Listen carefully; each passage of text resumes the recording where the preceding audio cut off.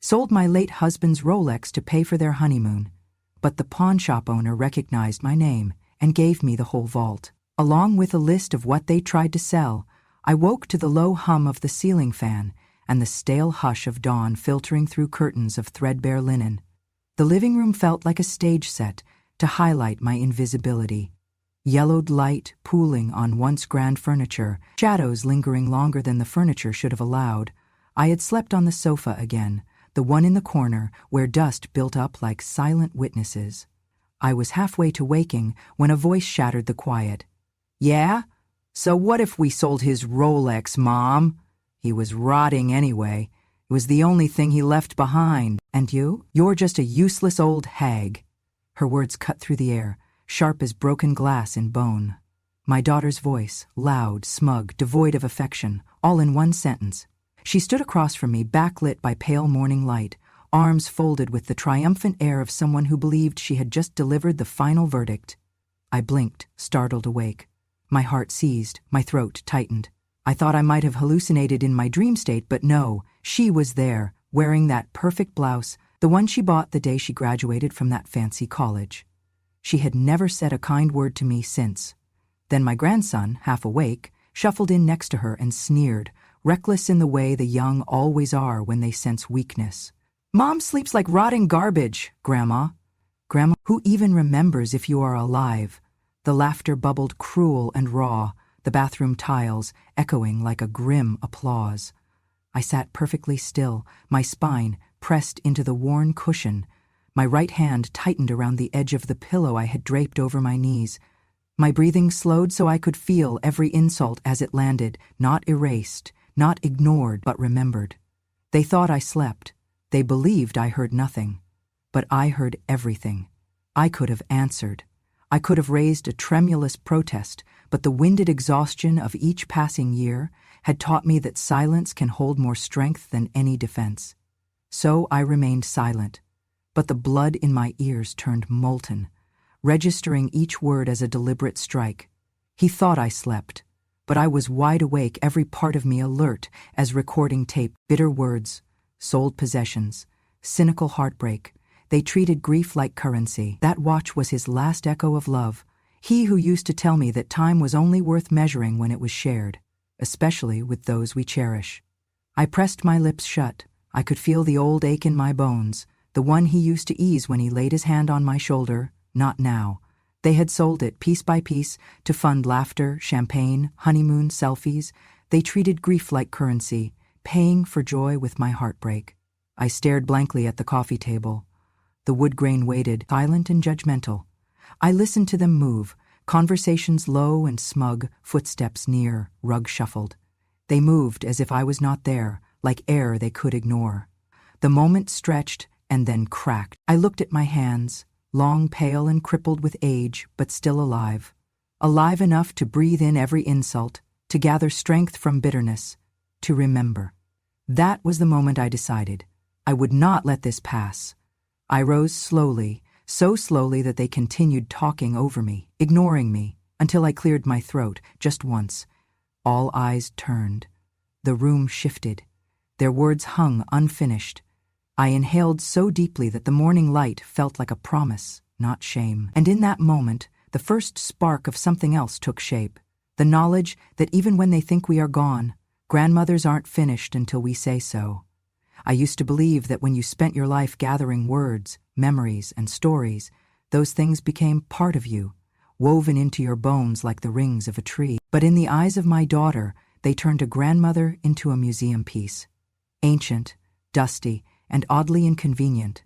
I once taught literature at the university. Modernist poets, women writers, people whose drafts looked raw and whose lives felt rawer. My own book about a pioneer woman's diaries had been cited nearly 60 times when I left the field. I had scholarships for graduate students. I could quote lines of Emily Dickinson without looking. But all of that became invisible when fitting into the polished world of LinkedIn and branding became more important than nuance or memory. Once, at breakfast, I mentioned I had received an email from a student recalling how my poetry workshop helped her write a letter to her estranged mother. My daughter waved her phone and said, "Mom, you think that matters?" I got a connection request from Forbes, not from a memory. Who reads library dust anyway? She pronounced it like a curse. Library dust. She let the words hover, then sank into her phone, scrolling. I stood still, spoon halfway to my mouth. I could taste eggs but not swallow them. Did the work of decades, the lectures, the late nights grading, the student cradled by verse, mean nothing to her? Another time, when her husband died, I buried every expectation of respect, of someone acknowledging my survival, my grief, my presence. I sat by his bedside for days, praying, sitting with his silence, touching his hand. I barely slept. The faint hum of the monitors became familiar, like a lullaby. I told my daughter, softly, I will stay with him until he doesn't need me anymore. She huffed. She leaned back, looked at the window. You're doing this for attention. You're romanticizing death. Let it go. Her words were anesthetic. I held his hand as rigor set in, delayed calling the funeral director for 2 hours longer than I would have, because I wanted to remember the rhythm of his breath when I pressed my cheek to the bed. My daughter probably saw that as dramatic, ghostly, obsessive. Once, while I lit candles beside his photo, she snapped, "You're resurrecting an old corpse. Stop this, mother." I froze, wax dripping on my fingers. The photo was of him, smiling in a linen shirt. Years before he was sick, before glass tubes tethered him to life, before silence followed his name. I wanted to keep that moment alive.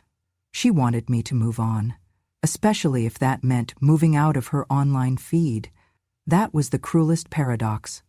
For 20 years, I had shaped her world with stories and history. She had published an essay about feminist voices in niche journals that got one frustration reply. Now she rose in the chatter of branding courses. She posted selfies at bookstores and titled them "Smart Girl, Brighter Future," while erasing me from the margins. The internet doesn't see ghosts. It sees campaigns, keyword research, optimization. I thought, so that's what they think I am. Ancient, outdated, something to be cleared out, like a tab on a browser you don't use anymore. But I remembered my students. I remembered letters from people wrung by grief who told me my novels helped them live. I remembered common room laughter about a line of Eliot as we sipped tea. Those belonged to me. And they still mattered. One stormy Sunday, I tried to bring her the new edition of Toni Morrison's essays, worn and annotated from reading with students. I handed it to her, and she said, "Books make my apartment look dated, Mother, like a historian's den. You want me to take them?" I nodded, hands thinning. I said no more. I walked away, leaving her alone with that beautifully quoted cover. Later, I found she had put the book back into the donation bin with a large note taped on. "Please feed them to the fire of progress." When I found it, my heart broke. Not for the loss. There's always things lost. But for how easily they rewrite their love with currency instead of lineage. I asked myself, is my mind so dated, my love so outdated?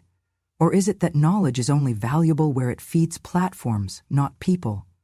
I started noticing how cruelly intellectualism became performative, not knowledge-based, and how I, someone who once held lectures, was now seen as not trending.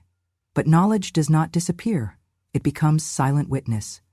Every day, I kept reading, in the dark, between commercials, of productivity hacks.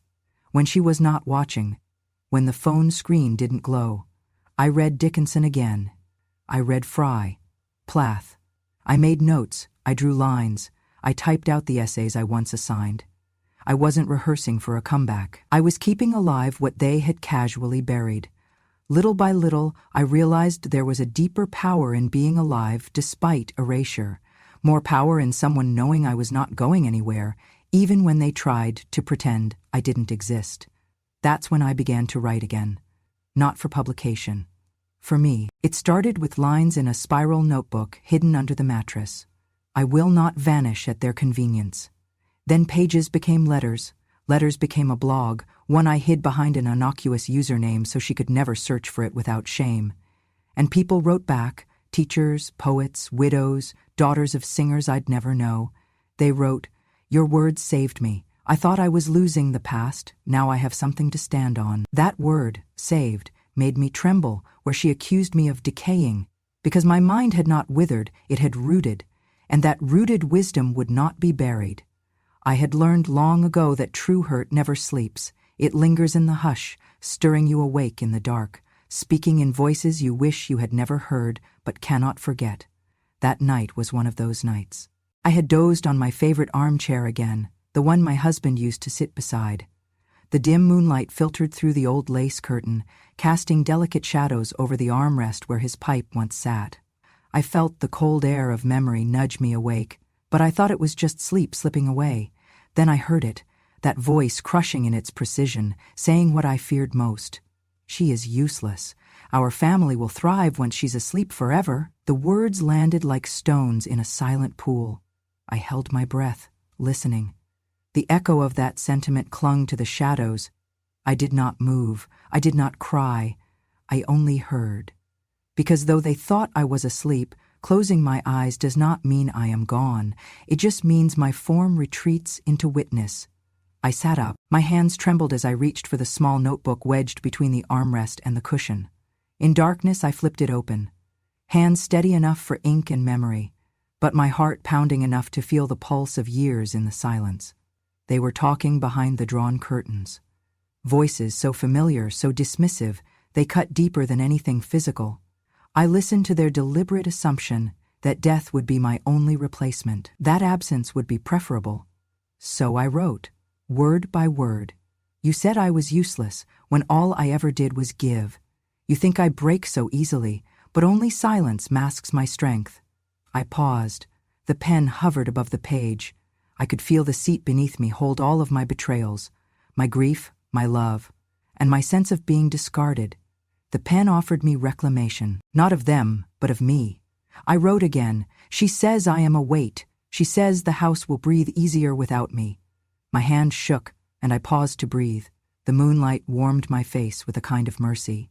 The house was still, save for the wind brushing through the crack in the window, and the faint creak of floorboards settling. I pressed onward. But I was the heart the house was built around. Every wall, every floorboard knows me. I am home, and I am not going anywhere. The pen came down, I closed my eyes. I did not plan revenge. I only gathered the truth into words where memory and presence met.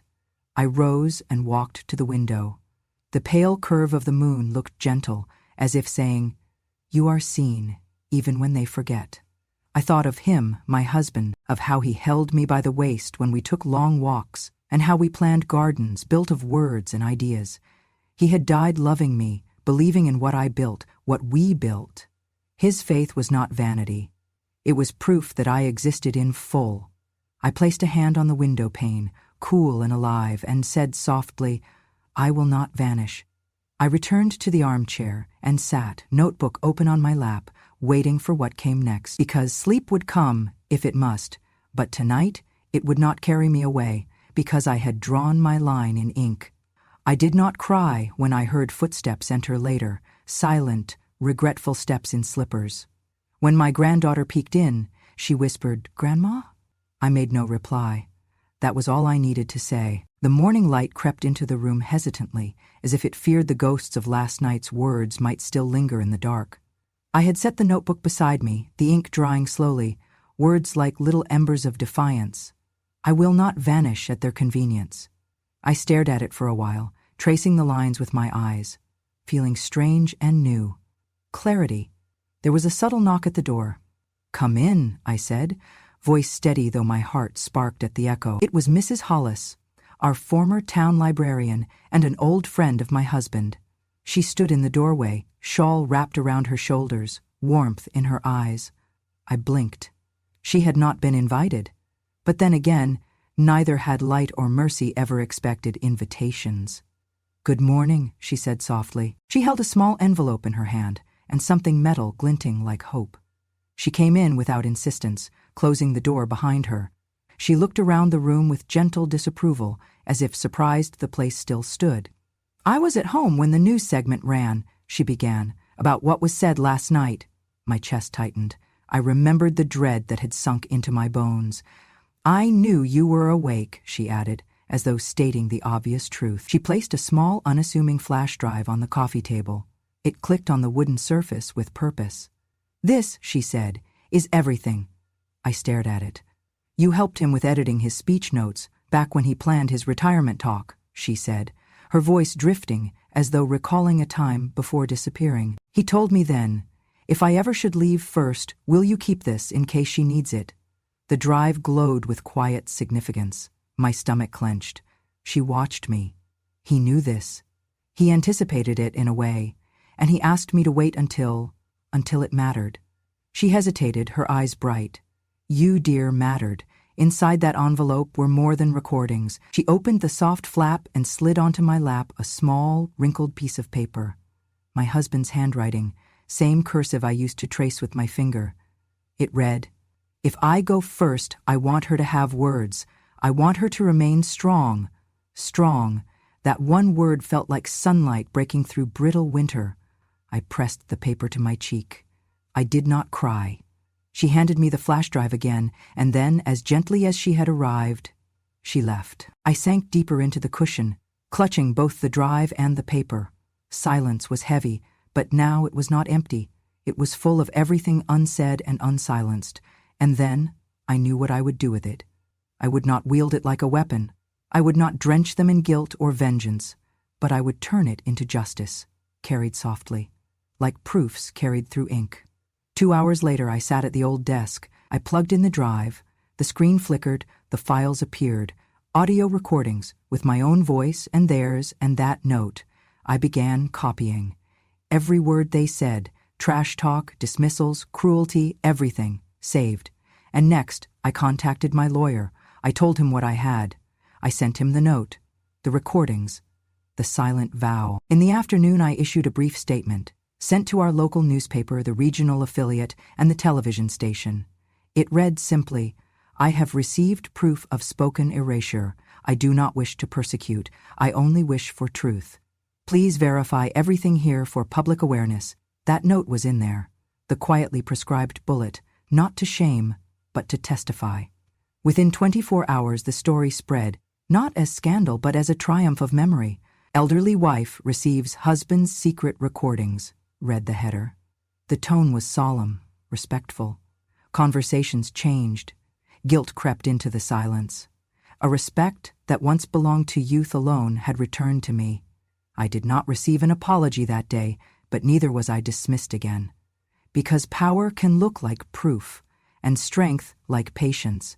I sat at my old writing desk that morning, its surface scuffed from decades of pens and paper and pleas for more time, more patience. I was not angry, at least not yet. I was steeled. The spread before me was simple. A small lamp, a laptop humming quietly, and the USB where everything lay, my justification tucked inside. I did not hunch. I rose slowly, straightening my shoulders, remembering how I once held myself when I stood before my student. Then I opened the laptop, breached its screen, and saw 2 files waiting. One was labeled Voices when I was quiet. The other, Final Note. I clicked the first. My daughter's voice drifted through the speakers, crisp and cold.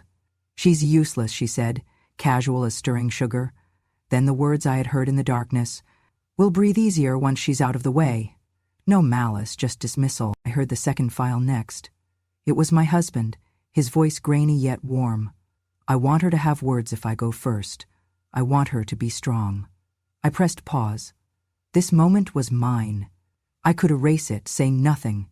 I could relent for the sake of quiet.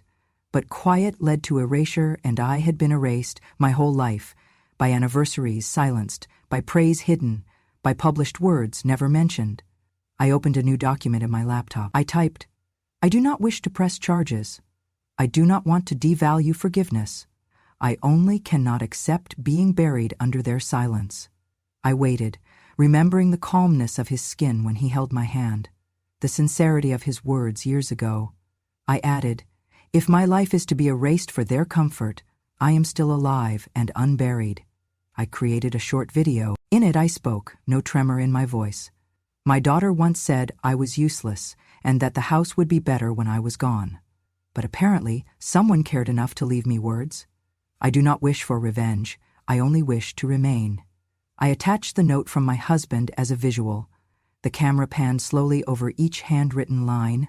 No music, no drama, just me, the paper, and a tremble that felt like reclaiming. I uploaded it, unlisted at first, then public. I waited. Tea cooled by my elbow. The house settled. Then the phone buzzed. One message. Respect Grandma. Another. You are fierce. Thousands came. The video reached community groups, literary pages, then national feeds. People began commenting that I embodied dignified resistance, not through fury, but through fidelity to truth. My lawyer called. Mrs. Carter, your video is doing what you hoped, shifting the narrative. Contribute it to the legal record if you wish, but the people have already passed judgment. I said nothing else. That evening, my daughter locked herself in the bedroom, phone clutched tight. I could hear her trembling apology broadcast live on social media. Her face was pale, her voice shakier than a leaf in wind. I'm sorry, Mom, she said. I didn't know, I thought. No one watched through her name. The comment section flooded with support. That word, Mom, it trembled like a heart that had learned to beat again, but only in isolation. Nobody believed her sincerity. Not yet. Still, the shift was irreversible. I sat at the window that night, the moon again offering quiet light, and I realized that true victory is a quiet room full of someone who refuses, disappearing. I'd taken the first step. Morning light filtered through the curtains as I prepared my tea, the steam curling into the quiet. I did not wake with triumph in my heart. Instead, I woke with clarity, the understanding that justice need not come packaged in fury. I had chosen not to pursue lawsuits or indictments. No one needed to go to court. Instead, I had decided to build something life-affirming. That afternoon, I signed the charter document for a new nonprofit, Music for Memories, a fund dedicated to teaching music to seniors and awarding scholarships to children who had lost their parents. The Rolex would become our kickoff symbol, silent, dignified, and carried like remembrance itself. Once the paperwork was complete, we held a small event in the church basement, a modest ribbon-cutting ceremony, my old piano in the corner, and 2 children playing Czerny duets. The local paper covered it with a banner headline I will never forget. Local Grandma turns pain to power, launches music fund in honor of memory. Word spread fast. Within days, regional news outlets picked up the story. The radio station interviewed me. I spoke softly but determinedly about memory, legacy, and how music bridges lives and ages. You turned your sorrow into something beautiful, the interviewer said, voice hushed. I smiled. In the second week, one of my neighbors came by the house, wiping his eyes. You always gave me your best when I needed it as a kid, he said, voice cracking. Now you're giving your gifts to the whole town. I blinked away tears. I'm just doing what he taught me. Why fade away when you can still make someone feel seen? Just after the fund went public, I received word from a lawyer. The will had been updated months before any of this happened to reassign every cent of inheritance to Music for Memories. I had quietly insured in private years ago while he was still alive. But I never announced it, for it matters less who inherits than what is inherited. I stared at the screen. No contact burned in my chest, only peace. She was not punished. She just didn't inherit what was never hers to earn. That evening, the live camera feed from the inaugural lesson session, 20 seniors and 5 children playing together, shifted from private to public. The view, trembling fingers learning scales, faces lighting up in discovery, laughter threading through notes. I watched, resolute. Then came the letters. A woman, a refugee, wrote how her own losses had accompanied her for decades. She said, reading her letter, I thought I would never hear music again. Your gift reminded me how to breathe. A soldier's widow sent me a photo of her son playing clarinet under a tree. His cheeks were red, his eyes shining. This is your legacy, she wrote. My daughter finally posted an apology on social media, short, stuttering. But no one pressed like. The comments were gentle, saying, actions speak louder, and she already spoke with dignity. That weekend, members of the town school board invited me to speak during the local arts board meeting. They proposed a mandate. The school system would offer music lessons to any student who felt forgotten, no fee required, inspired by Music for Memories. I sat before them, quiet. Then I softly said, music taught me how to survive being unseen. I hope it teaches them how to be heard." They applauded. In a final community moment, the corner store owner, whom I once tutored the alphabet during her childhood illness, knocked on my door. He handed me a small handwritten note. "I remember you teaching me letters when I was slow and sick. Now your music teaches us to remember. Thank you." I placed that note beside the Rolex display in my home. I did not seek applause. I do not want a stage. But the world finally saw me. Standing at the recital of the first-year students, 20 seniors and 10 children, I heard the notes drift like breath, weaving lives together. Then I whispered to myself, "Revenge does not have to roar. Sometimes the sweetest justice is learned in song." And outside the fireflies pulsed, as though answering with light. In that moment, I understood, healing doesn't always ask for applause, it shines quietly. And the music did not stop. I often start my mornings at the little house by the lake before the students arrive. Mornings are my favorite, when the air is soft and the world feels new, even if you've lived in it for decades. I breathe in the green of the water, the song of ducks, and the faint scent of lilies drifting from the garden. Then I open the studio door, where a worn wooden piano waits like an old friend. Today, I have 10 students, 5 seniors, 3 children, and 2 teens. Their ages spread across the spectrum of life, but here they meet on neutral ground. Music. The room hums with anticipation as they take their seats, notebooks set aside, fingers poised over keys. A young boy, maybe 8, his cheeks still shedding baby fat, hesitates before me. "Grandma, why don't you hate them?" he asks, voice honest and heavy. I pause. The piano rests silent beneath the afternoon light. Memories flash. Insults that once shattered nights, hands that never offered comfort in grief. But I do not respond in anger because hate does not compose songs, it only interrupts them. I smile warmly and say, quiet enough that only he can hear, "Hate doesn't fix anything, but music heals." His gaze softens and he leans closer to the keys, his fingers press down. The note rings, shy and clear. Others watch. In that moment, they see what I have seen all along. Forgiveness is not forgetting. It is making space for something more creative than pain. My reputation has grown quietly since Music for Memories began. I am no longer just the grandmother next door.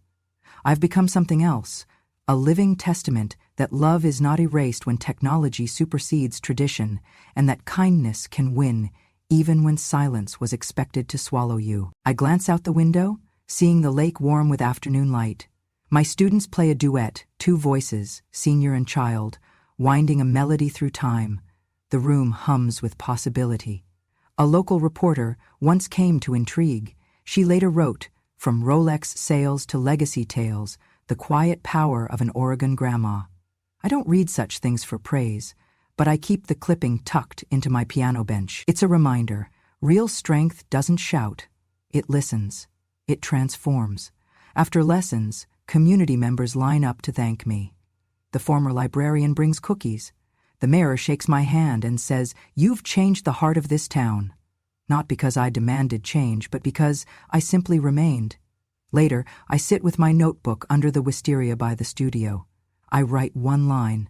Silence is not the absence of noise. It is the echo of choice. I write another. Music endures where malice decays. I close the notebook and listen to the wind through petals. My life does not end at regrets or the cold words of those who believed I was obsolete.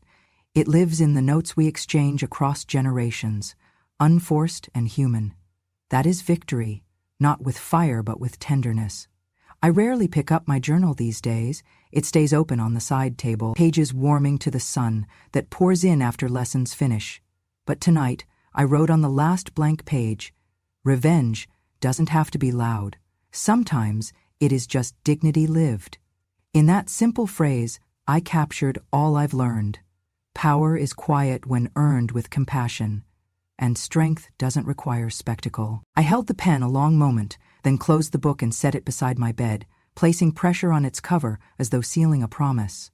I didn't fall asleep with triumph. I fell asleep with peace. Later, I woke to a whisper of melody carried from the studio where I teach. A gentle veil of night hushes sounds, but tonight the notes drifted with warmth and life.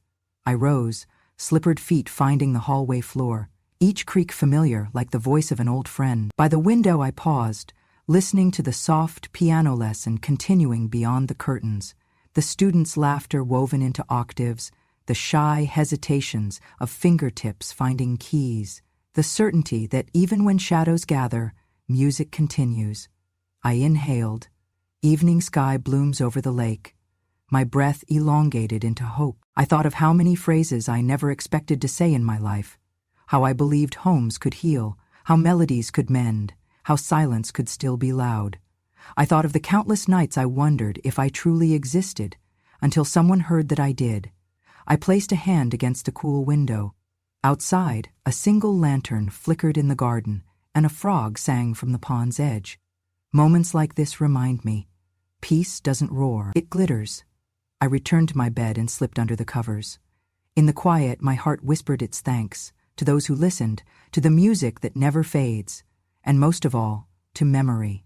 I will not vanish, I will continue.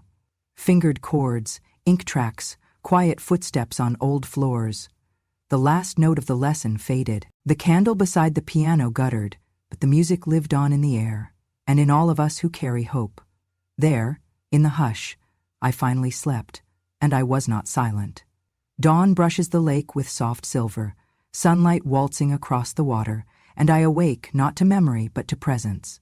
In the window's reflection I see the faint curve of my smile, a quiet acknowledgement that after so much darkness, dawn arrives not in noise but in lasting light. I rise from my bed and pad softly to the desk.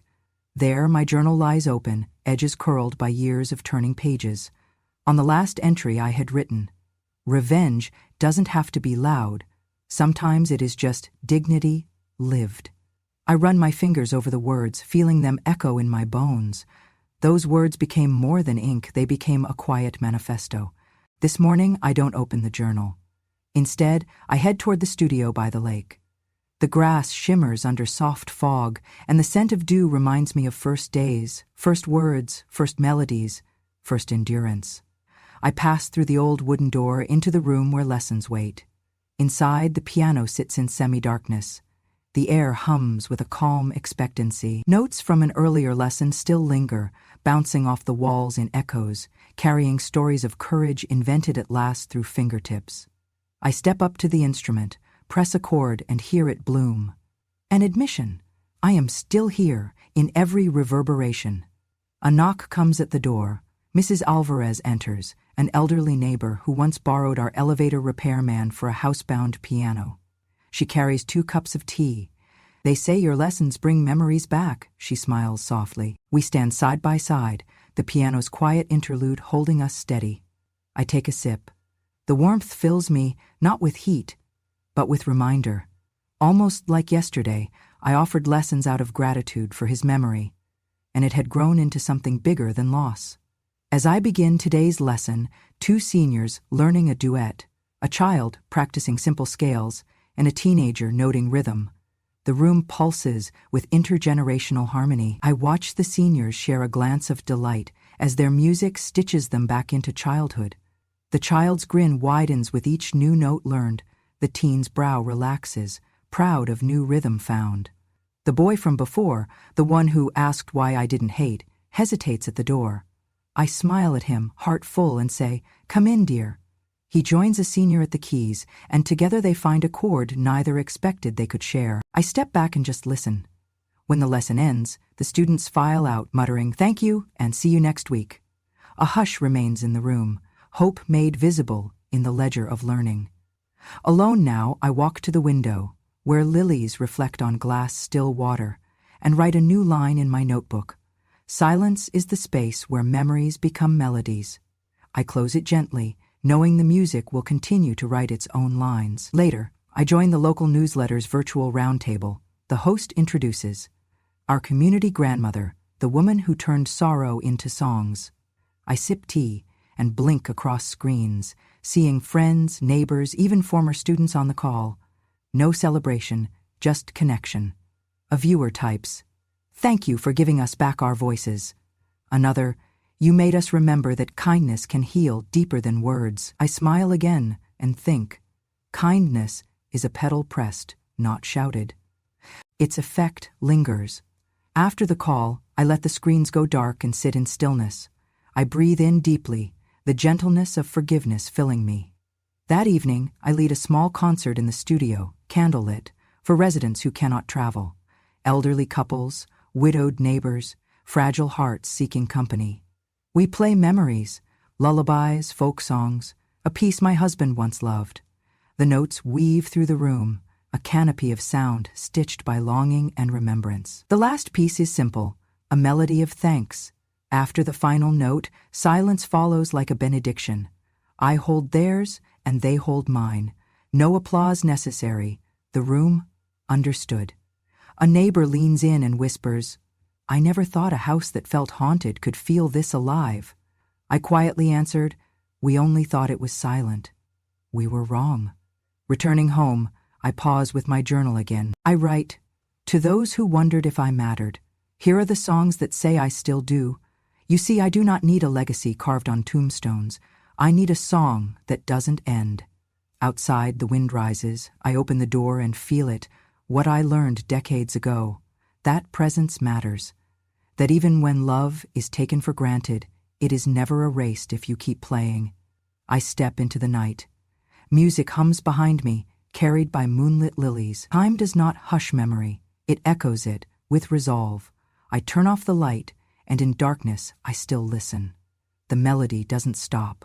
If this story stirred something in your heart, if you've ever been underestimated, ignored, or quietly erased, then you understand what it means to rise without shouting. Here, we honor the women who remember everything and who finally speak, not for revenge, but for truth. Subscribe to Grandma, True Stories, for more real voices, real memories, and the kind of justice that doesn't need noise, just time. Because silence isn't weakness. Sometimes, it's wisdom sharpening its edge.